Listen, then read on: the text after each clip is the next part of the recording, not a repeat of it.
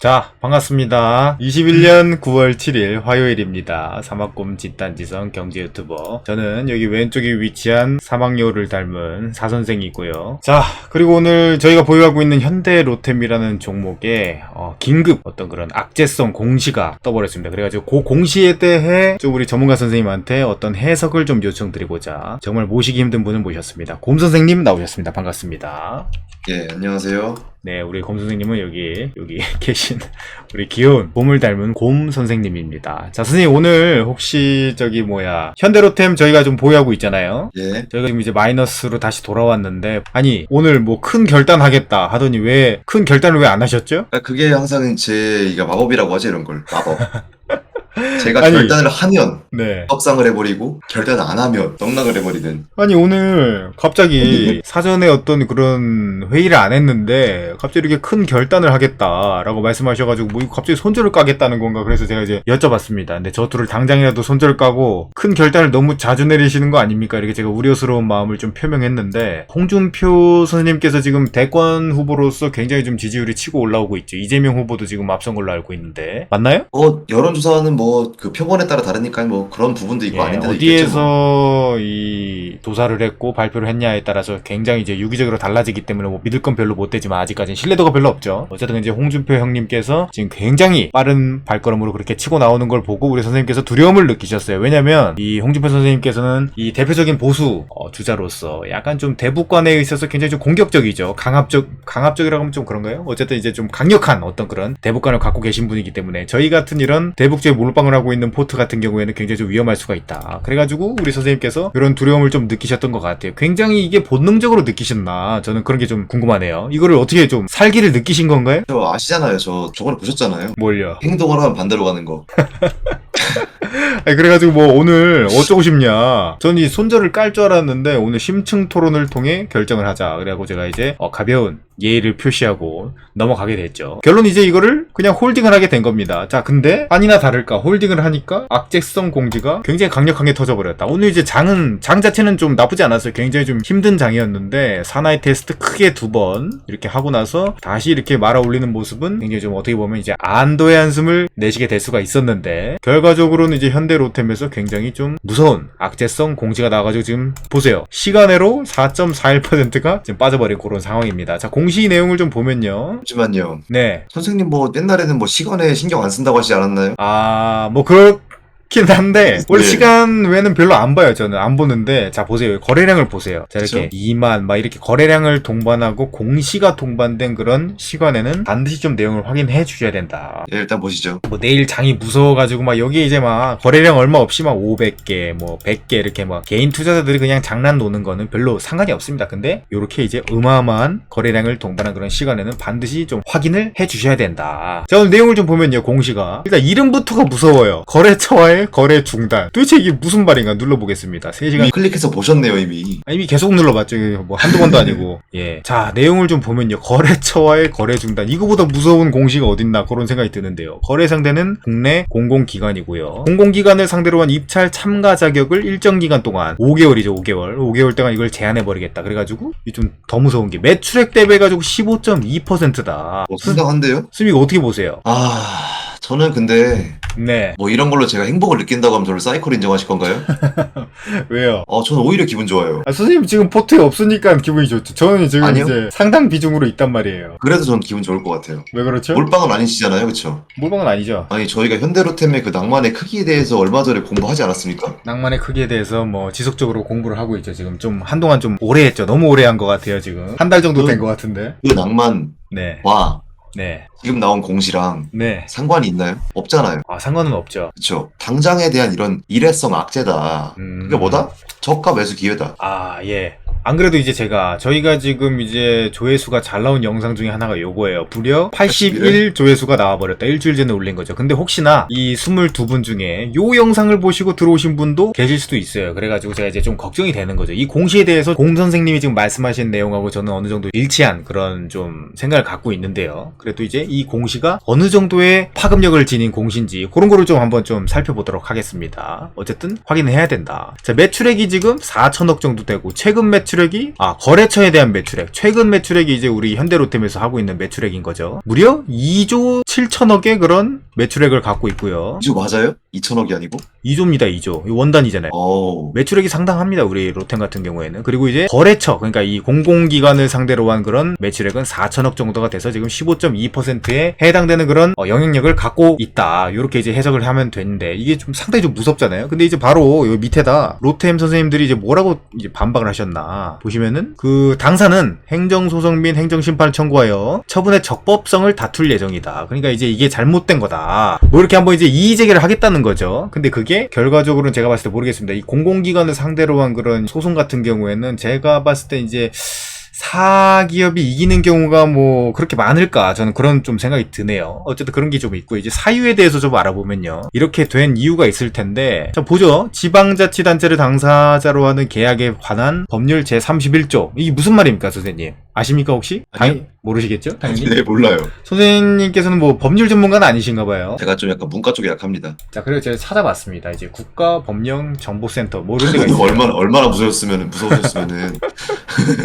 그럼 찾아봤습니다. 이게 뭔가 궁금하잖아요. 제31조 뭐 이런 게 있어요. 제31조 찾아봤죠. 이게 뭐 내용은 이겁니다. 처음에 또 위로 가면 여기 나오죠. 지방자치단체를 당사자로 하는 계약에 관한 법률.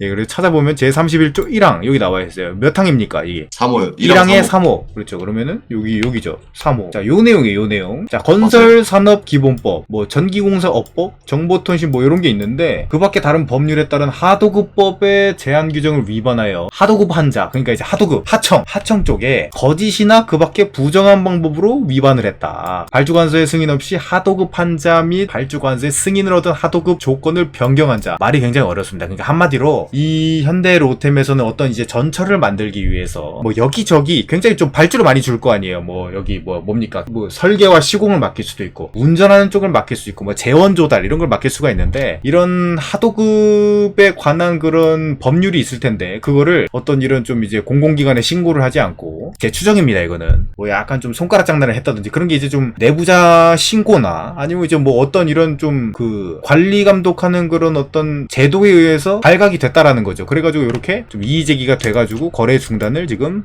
맞아버린 그런 상태다라고 좀 보시면 되겠습니다. 이거에 대해서 어떻게 생각하세요, 선생님? 저에게는 그럼 인생에 네. 인생을 역전할 수 있는 기회가 몇 번 더 온다는 얘기인데, 이게. 아니, 뭐 그거 나중에 얘기하시고요. 자, 네. 그럼 제가 이제 현대로템이 과연 이런 공시가 처음인가 좀 이력을 좀 살펴봤어요. 예전에 보니까 2015년에도 한 번 있었고 16년, 21년 이렇게 세 번이나 이 동일한 그런 이제 거래 중단 사례가 있습니다. 내용을 좀 살펴보면 이건 이제 요게 이제 그런 애들하고 또 왜 계약을 하는 거예요? 국내 공공기관은 그럼. 왜냐면 그 중요한 질문 하셨어요. 안 그래요? 중요한 질문 하신 게 대체자가 없습니다. 여기 현대로템이 전철을 이렇게 잘 만드는 회사가 없어요. 그래가지고 그럼 또 어차피 올라가겠네요, 그럼. 제가 그거를 지금 이제 차차 설명드릴게요. 이게 네. 이게 5개월 동안 이 매출이 그냥 약간 좀 이제 지연이 됐다. 그렇게만 보시면 되거든요. 제가 좀 밑에 좀 자세히 살펴볼게요. 요거는 이제 2016년에 있었던 일이에요. 자, 이 당시에 이 거래처와의 거래 중단이 공시는 2016년에 있었던 공시고요. 요건 이제 2021년이죠. 요거 내용 보시면은 매출액이 3조 정도 됐을 때 거래처에 대한 매출액이 요건 이제 1조 정도 돼가지고 32%에 해당하는 그런, 지금보다 파급력이 크다면 큰 그런 공시가 될 수가 있겠습니다. 그래가지고 이제 이 공시를 기준으로 어떻게 됐냐 좀 살펴보면요. 이 날짜가 6월 23일이라고 했잖아요. 2016년. 제가 한번 찾아가 봤습니다. 이제 과거 이력을 한번 찾아봤는데 시간 여행을 좀 해보면요. 2016년 6월 24일이죠. 이 날이. 여기 이제 요 표기된 날인데 요 날입니다. 요 날에 보시면 요게 이제 23일이고 요게 이제 24일이잖아요. 근데 이제 요 공시가 23일에 나왔으니까 지금하고 똑같은 경우고, 내일 시간으로 빠지는 것처럼 시가가 5%가 빠지고 시작했고 저가가 한 6.81% 내리더라고요. 근데 다음날 어떻게 됐습니까? 바로 회복을 이틀 만에 해버리는 그런 모습을 보여줬죠. 이고 나서 주가 좀 볼 수 있을까요? 볼 수 있죠. 뭐 한두 달 뒤에 주가? 며칠 이렇게 횡보하다가요. 제가 안 그래도 그걸 준비했죠. 2016년 6월 24일이잖아요. 그래서 이거를 이제 좀 약간 줌아웃을 해보면 이제 2016년 6월 23일이고 무려 계속해서 떡상을 하는 모습을 볼 수가 있다. 이게 한 40%가 오른 거예요. 이때부터. 쉣. 예, 그래가지고 이 공시 자체가 과연 이 악재로 작용하는가라는 건 좀 이제 의문이라는 겁니다. 근데 이제 이거를 한 번만 확인해서는 이게 확인이 안 되죠. 두 번째, 좀 확인해 볼게요. 이건 2015년에 있었던 일이고요. 이때 매출액은 얼마죠? 3조.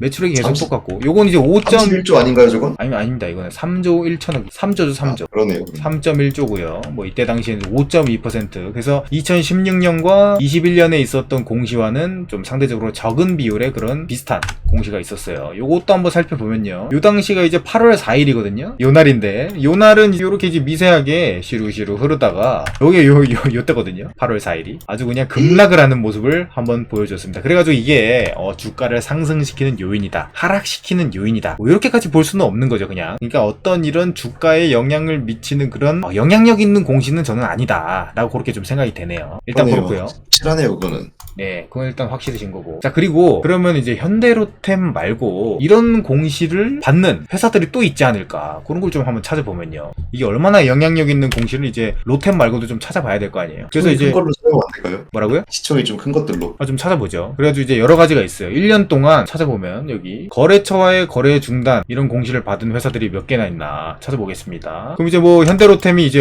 오늘 이게 나온 게 있고요. 뭐 처음 이 CTK 이런 건 처음 봤어요. 아시나요 혹시? 몰라요. 그리고 우리 이거 한국항공우주 알잖아요. 그쵸, 알죠. 예, 요거 어떻게 되나 좀 보겠습니다. 한국항공. 6월 25일입니다. 네, 6월 25일. 6월 25일에 이렇게 이제 한번 이거 비슷한 이제 시가로 이게 이제 또 시간으로 빠졌다는 거죠, 이게. 한번 빠졌다가 다시 상승하는 모습 한번 보여줬고요. 다시 이제 밑으로 내려왔는 그런 모습입니다. 그리고 하나 좀 특이한 거는 이제 코오롱 글로벌 이런 것도 있어요. 코오롱 글로벌.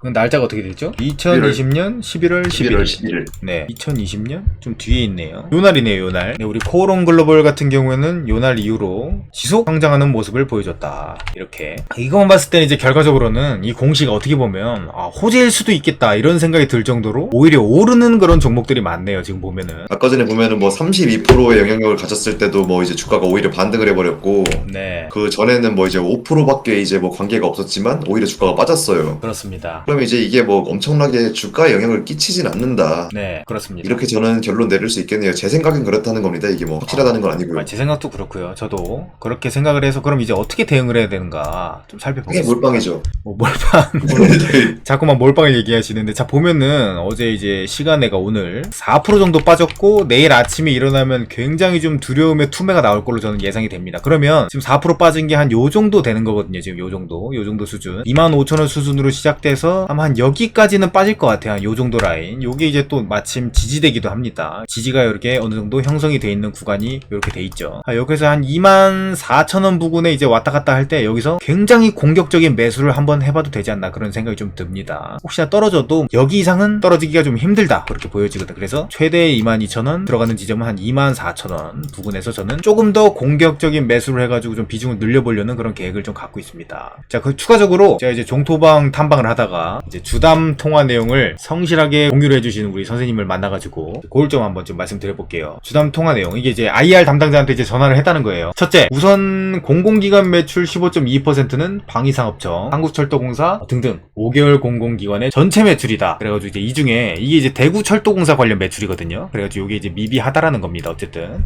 두 번째로 요게 이제 진짜인지 아닌지는 이제 선생님들께서 좀 걸러 들으셔야 됩니다. 저도 이제 이걸 100% 신뢰할 수는 없는데 대체적으로 어느 정도 좀 말이 되는 것 같아서 가져왔어요. 둘째로 요거는 5개월 정도의 입찰 제한이기 때문에 15.2%의 매출이 전체가 이제 취소됐거나 계약이 취소된 게 아니다. 그래가지고 요거는 그냥 뭐 당장 계약에 영향이 없다 이런 뜻인데, 혹시 뭐 이게 내용이 좀 이해가 가시는지. 예, 이해가요, 이건. 네. 그리고 이제 세 번째, 이게 이제 올해 이미 요 계약이 거의 체결이 다 됐다고 합니다. 그래가지고 뭐 굳이 지금 그 이후에 있을 계약 같은 건 굉장히 좀 미비한 그런 상황이고, 요거 이제 철도나 방산에 대한 회사 기술력을 봐달라라는 내용은 이제 무슨 내용이냐, 어차피 철도를 이 전철을 잘 만드는 회사가 현대 로템밖에 없기 때문에 어차피 이거는 매출 이연 효과밖에 안 된다. 결과적으로 이제 로템한테 다시 돌아오게 돼 있다라는 어떤 이런 회사의 자신감 같은 좀 모습도 확인할 수가 있습니다. 네 번째로 우리 향후 수소 충전소, 수소 트램 뭐 이런 미래 모멘텀 요런 게 있기도 하고, 내일이 바로 이제 수소데이, 이거 아십니까? 이거 수소 모빌리티 쇼 있는 거? 알죠. 내일 네. 9월 8일.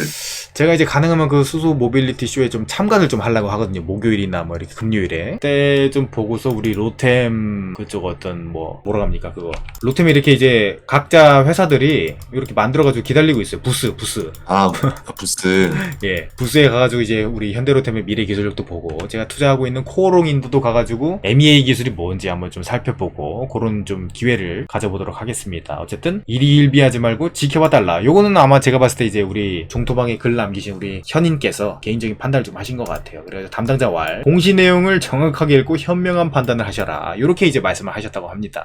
전반적으로 이제 우리 선생님이 곰 선생님이 말씀하신 내용하고 크게 다르지 않다라는 거를 좀 알 수가 있네요. 일단 그래서 이제 저희가 어떻게 해야 되냐. 네, 어떻게 이게 해야 마지막 결론이지 않습니까? 네, 그렇죠. 일단 들고 가기 눌러주시고요. 뒤로 가기요? 예, 왜요? 뭐 있는지 보려고요. 아, 그리고 오늘 마치 이 주가를 방어라도 하려는 목적인지 로템에서 또 요런 기사를 또 냈어요. 로템에서 낸 건 아니겠죠. 뭐 이제 현대차 그룹에서 낸 건데 요즘 내용 보시면 모비스가 이제 수소 연료 전지에 뭐 1.3조를 투자를 하겠다. 그리고 로템 수소 트램 실증 운행한다. 뭐 이제 이게 빨간색이 이제 로템 관련 내용인데요. 대충 이제 우리 현대차가 뭐 대체적으로 수소의 어떤 그런 패권을 장악하고 싶다. 모비스도 중요한 역할을 맡는다. 그리고 이제 위아도 하는데 로템은 가장 중요한 이제 수소 트램 그리고 수소 인프라 설비를 담당하고요. 지난해 수소 추출기 공장이 대표적으로 갖고 있다. 수소 산업을 만들기 위해서는 현대로템의 역할이 굉장히 핵심적이다 라는 거를 이 기사를 통해서 좀 알 수가 있죠. 그래가지고 제가 좀 말씀드리고 싶은 게 이게 단순한 그런 철도 그리고 이제 전철 그리고 대북주 회사였으면 주가가 이렇게까지 못 올라옵니다. 지금 이렇게 계속 꾸준하게 우상향을 하는 모습을 보여주고 있는데 이렇게까지 올라오는 데는 지금 신재생이라는 새로운 그런 테마를 얻어 탔기 때문에 지금 현대로템이 가능했다라는 거고 지금 이제 이런 공시가 단기적으로 악재 이건 악재가 분명히 맞죠. 악재는 맞는데 이게 이제 그렇게 큰 영향을 끼치기는 좀 어렵지 않을까 저는 이렇게 마지막으로 좀 생각을 하면서 이번 영상을 마치고 싶습니다. 어떻게 보십니까? 저도 이제 역시 마찬가지인데 저도 이제 제 의견을 한번 피력을 해보자면 예, 마지막으로 한 말씀 좀 부탁드리겠습니다. 예, 현대로템에 저희가 투자한 이유가 철도 때문이 철도라는 이유도 있죠. 근데 뭐 그게 크지 않기 때문에 네. 전혀 지금 흔들릴 필요가 없다. 근데 그냥 간단한 내용입니다. 뭐 흔들 전 안 흔들렸어요. 선생님 많이 흔들리신 것 같은데 저 선생님 좀- 보니까 좀 굉장히 흔들렸기 때문에 이것저것 찾아봤죠, 바로. 그러니까요. 이런 거에 저는 찾아볼 그게 없다 생각해요. 저는 왜냐 필리핀에 혹시 뭐 수소 터졌다 네. 이런 거에서 바로 손절 같지만 뭐가 터져요? 수소 뭐 현대로템에서 만든 뭐 이제 그 추출 기술로 뽑은 수소가 뭐 잘못됐네 뭐네 아. 이랬으면 제가 바로 빼버렸지만 그건 약간 좀 수소에 대한 좀 기술력에 대한 이해가 부족하셔서 왜냐면 예를 들어 그렇다는 거죠. 예를 들어 수소 산업에 사용하고 있는 이 수소는 중수소를 사용하기 때문에 이렇게 이제 폭발하는 일은 굉장히 드물다라고 좀 봐주시면 되겠습니다. 예, 일단 뭐 예를 든 거고요. 네, 저는 이제 저가 매수 기회다. 제가 목표하는 금액이 네. 현대로템에서 목표하는 금액이 저는 10만 원이기 때문에 아, 왜 맨날 제가 말한 비웃으세요? 아이 지금 역사적으로 간 적이 없는데 10만 원에. 근데 역사 간 적 없으니까 말씀드리는 거 아니에요? 역사적으로 뭐 수소에 대해서 활성화 뛴 적 있습니까? 아 그렇죠. 뭐 가능한 말씀입니다. 맞아요. 2차 전지가 이만큼 올라올 거라고 알았어요? 아 몰랐죠. 잠깐만. 10만 원이면은 지금 얼마 안 되네 그래봤자 한 10조? 10, 아, 뭐 12조, 13조 5배. 한 10조 정도 되겠네요. 우리 롯데비. 10조 좀 넘어가겠죠? 10조 이상이 되겠네요. 뭐 그런. 모르는 거예요 이거는. 그럼 그때까지 안 파신다는 얘기인가요? 그건 잘 모르겠어요. 저는 이제 좀 보수적으로 한 요 정도만 되면 좀 팔고 싶네요. 3만 원 정도. 3만 원이요? 아니 너무 작네. 18%밖에 안 되네. 그래도 한 요 정도 여기까진 가야 되지 않나요? 여기 3만 8천 원? 중요한 게 항상 말씀드리지만 네. 언제까지냐 이게 중요하거든요. 아 그렇죠. 언제까지냐? 저는 연말까지 10만 원 보겠습니다. 아니 지금 9월인데 5개월밖에 안 남았는데. 2차 전지 뭐 배터리 소재주 중에서 코스모 신소재라고 있죠? 아 그렇긴 하죠. 예 맞습니다. 저 그런 거 뭐 한 달 만에 뭐 이제 2배 갔는데 충분히 가능하죠. 여기 세력만 붙어주면 바로 뭐 10만원 우습게 가지 않을까. 자 아무튼 오늘의 공시 그렇게 크게까지 걱정할 필요는 없겠다 라는 생각이 들면서 오늘 영상 마무리하도록 하겠습니다. 고생하셨습니다. 고생하셨습니다. 예.